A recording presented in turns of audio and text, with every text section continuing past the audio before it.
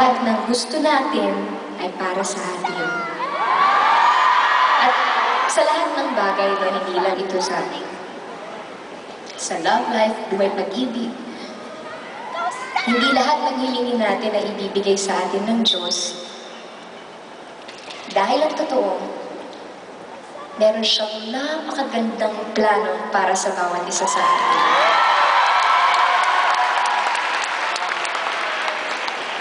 Gusto ko lang sabihin sa lahat ng mga anak,